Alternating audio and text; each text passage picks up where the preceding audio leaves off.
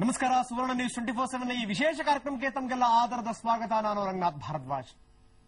ರಾಜ್ಯದಲ್ಲಿ ನೀವು ಯಾವ ಜನಗಳಿಗೆ ಕೇಳಿ, ಯಾವ ಜಿಲ್ಲೆಯಲ್ಲಿ ಕೇಳಿ, ಯಾವ ತಾಲೂಕಲ್ಲಿ ಕೇಳಿ, ಜನ ರೋಗದಿಂದ ಬಳಲ್ತಾ ಇದ್ದಾರೆ ಸ್ವಾಮಿ.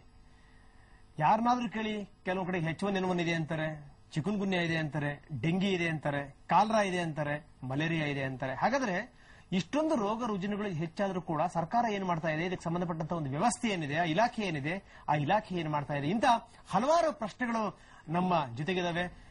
ಇದೆಲ್ಲದರ ಜೊತೆಗೆ ಈ ಜನರ ಕಷ್ಟ ನಷ್ಟಗಳನ್ನ ನೋಡಿದಾಗ ಇದೇನು ರೋಗ ರಾಜ್ಯನ ಅನ್ನುವಂತಹ ಅನುಮಾನ ಕೂಡ ನಮ್ಗೆ ವ್ಯಕ್ತವಾಗುತ್ತೆ. ಇದಕ್ಕೆ ಸಂಬಂಧಪಟ್ಟಿರುವಂತದ್ದು ಈಗಿನ ವಿಶೇಷ ಕಾರ್ಯಕ್ರಮ. ಅದು ರೋಗ ರಾಜ್ಯ, ಅದು ಮೆಗಾ ಫೈಟ್. ಬನ್ನಿ, ಸಂಬಂಧಪಟ್ಟ ಮಾತಾಡಲಿಕ್ಕೆ ಚೆಲುವರಾಜು ನಮ್ಮ ಜೊತೆಗಿದ್ದಾರೆ, ಜಂಟಿ ನಿರ್ದೇಶಕರು ಆರೋಗ್ಯ ಇಲಾಖೆ ಯಾವ್ಯಾವ ಕ್ರಮಗಳನ್ನ ಕೈಗೊಂಡಿದೆ ಇದಕ್ಕೆ ಸಂಬಂಧಪಟ್ಟ ಹಾಗೆ ಚೆಲುವರಾಜು ಏನ್ ಹೇಳ್ತಾರೆ ಕೇಳೋಣ. ಚೆಲುವರಾಜು ಅವರ ಕಾರ್ಯಕ್ರಮಕ್ಕೆ ತಮಗೆ ಸ್ವಾಗತ. ಅದೇ ರೀತಿ ಸಮಾಜ ಸೇವಕಿ ವಿಮಲಾ ಅವರಿದ್ದಾರೆ. ವಿಮಲಾ ಅವರೇ, ತಮಗೂ ಕೂಡ ಕಾರ್ಯಕ್ರಮಕ್ಕೆ ಸ್ವಾಗತ. ಮತ್ತೊಬ್ಬರು ನಮ್ಮ ಜೊತೆಗಿದ್ದಾರೆ, ಸಂಶೋಧಕ ಗಿರಿಧರ ಉಪಾಧ್ಯಾಯ. ಗಿರಿಧರ್, ಕಾರ್ಯಕ್ರಮಕ್ಕೆ ತಮಗೂ ಕೂಡ ಸ್ವಾಗತ. ಸೊ ಇದೆಲ್ಲದರ ಜೊತೆಗೆ ನೀವುಗಳು ಬಂದಿದ್ದೀರಿ, ಈ ಕಾರ್ಯಕ್ರಮದಲ್ಲಿ ಪಾಲ್ಗೊಂಡಿದ್ದೀರಿ. ನಿಮ್ಮ ಪ್ರಶ್ನೆಗಳಿಗೂ ಇಲ್ಲಿ ಮುಕ್ತ ಅವಕಾಶ ಇದೆ, ನೀವು ಕೂಡ ನೇರವಾದಂತಹ ಪ್ರಶ್ನೆಗಳನ್ನ ಕೇಳಬಹುದು. ತಮ್ಮೆಲ್ಲರಿಗೂ ಕೂಡ ನನ್ನ ಸ್ವಾಗತ. ಬನ್ನಿ, ನನ್ನ ಮೊದಲನೇ ಪ್ರಶ್ನೆ ಆರಂಭವಾಗುತ್ತೆ ಚೆಲುವರಾಜು ಅವರಿಂದ. ಚೆಲುವರಾಜು ಅವರೇ, ರಾಜ್ಯದಲ್ಲಿ ರೋಗದ ಸಂಖ್ಯೆ ಜಾಸ್ತಿ ಆಗ್ತಾ ಇದೆ, ತಾವು ಒಪ್ತಿರೋ ಬಿಡ್ತಿರೋ? ಯಾಕಂದ್ರೆ ಕೆಲವೊಂದು ಸಂದರ್ಭಗಳಲ್ಲಿ ಕೆಲವೊಂದು ದಾಖಲಾತಿಗಳು ಸಿಗ್ತಾ ಇಲ್ಲ, ಅಂಕಿ ಅಂಶಗಳು ಸಿಗ್ತಾ ಇಲ್ಲ. ತಾವು ಹೇಳ್ತೀರಿ H1N1 ಇಲ್ವೇ ಇಲ್ಲ ಅಂತ. ಆದ್ರೆ ಈ ಬೇರೆ ಬೇರೆ ಪ್ರೈವೇಟ್ ಹಾಸ್ಪಿಟಲ್ಗಳಲ್ಲಿ ನಾವು ನೋಡ್ತಾ ಇದೀವಿ, ಉಚಿತ ಲಸಿಕೆಗಳನ್ನೆಲ್ಲ ಹಾಕ್ತಾ ಇದ್ದಾರೆ.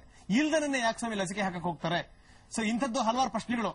ಈ ಕಾಯಿಲೆಗಳು H1N1 ಆಗಲಿ, ಡೆಂಗಿ ಆಗಲಿ, ಇನ್ನ ಕೆಲವು ಕಾಯಿಲೆಗಳು ನೀವು ಸೇರಿಸಿದ್ರು, ಕಾಲರಾ ಮತ್ತೆ ಚಿಕನ್ ಗುನ್ಯಾ ಮತ್ತೆ ಇನ್ನ ಕೆಲವರು ಕಾಯಿಲೆಗಳಿಗೆ ಈಗ ಇತ್ತೀಚೆಗೆ ಏನು ಈಗ ನಮ್ಮ ದೇಶದಲ್ಲಿ, ನಮ್ಮ ರಾಜ್ಯದಲ್ಲಿ ಏನು ಸ್ವಲ್ಪ ಜನರಲ್ಲಿ ಏನು ಒಂದು ಆತಂಕ ಅಥವಾ ಭೀತಿ ಹುಟ್ಟಿಸುವಂತದ್ದು ಏನಪ್ಪಾ ಅಂದ್ರೆ ಈ ಡೆಂಗಿ ಕಾಯಿಲೆ. ಯಾಕಂದ್ರೆ ಚಿಕನ್ ಗುನ್ಯಾ ಕಾಯಿಲೆಯಿಂದ ಯಾವುದೇ ಮರಣ ಸಂಭವಿಸೋದಿಲ್ಲ, ಡೆಂಗಿ ಒಂದು. ಈ ಡೆಂಗಿ ಕೂಡ ಕಳೆದ ಸುಮಾರು ಒಂದು 50 ವರ್ಷದಿಂದ ಬೇರೆ ಬೇರೆ ಕಡೆ ಇದು ನೆಲೆಯೂರಿದೆ. ನಮ್ಮ ರಾಜ್ಯದಲ್ಲಿ 93ರಲ್ಲಿ ಮೊದಲನೇ ಬಾರಿಗೆ ಇದು ದೊಡ್ಡಬಳ್ಳಾಪುರದ ವೆಂಕಟಗಿರಿ ಕೋಟೆ ಅಲ್ಲಿ ಕಾಣಿಸಿಕೊಂಡು, ತದನಂತರ ಬಹುತೇಕ ಜಿಲ್ಲೆಗಳಿಗೂ ಇದು ಹರಡಿದೆ. ಇದು ಪ್ರಚಲಿತವಾಗಿ ಇದೆ. ಒಂದು, ಈ ಕಾಯಿಲೆ ಬಗ್ಗೆ ಎಲ್ಲಾ ರೀತಿಯ ಸಂಶೋಧನೆ ನಡೆದಿದೆ. ಅದನ್ನ ಯಾವ ರೀತಿ ಬರ್ತದೆ, ಅದರ ನಿಯಂತ್ರಣ ಏನು, ಮುಂಜಾಗ್ರತಾ ಕ್ರಮಗಳೇನು, ಟ್ರೀಟ್ಮೆಂಟ್ ಏನು, ಯಾರಿಗೆ ತೊಂದರೆ ಆಗಬಹುದು, ಇದರಲ್ಲಿ ಪ್ರಮಾಣ ಎಷ್ಟು ಮರಣಗಳು ಸಂಭವಿಸಿದೆ, ಇವೆಲ್ಲಾನು ಸ್ಟಾಟಿಸ್ಟಿಕ್ಸ್ ರೆಕಾರ್ಡ್ ಆಗಿದೆ. ತಾವು ಹೇಳಿದ್ರಿ ಏನಂದ್ರೆ ರೋಗಗಳು ಯಾವ ಬಂತು ಏನು ಅಂತ, ಅದ್ರ ಡೇಟ್ ಆಫ್ ಬರ್ತ್ ಎಲ್ಲ ಹೇಳ್ಬಿಟ್ರಿ. ನಾನು ಬರ್ಡೇ ಅಂತ ಮಾಡಕ್ಕಾಗಲ್ಲ ಬಿಡಿ, ರೋಗಗಳದ ಪ್ರಶ್ನೆ ಬೇರೆ. ಪ್ರಶ್ನೆ ಅಲ್ಲ ಇದು. ಏನಂದ್ರೆ ಇದು ಸಾಂಕ್ರಾಮಿಕ ಕಾಯಿಲೆಗಳು, ಅಂದ್ರೆ ಒಬ್ಬರಿಂದ ಒಬ್ಬರಿಗೆ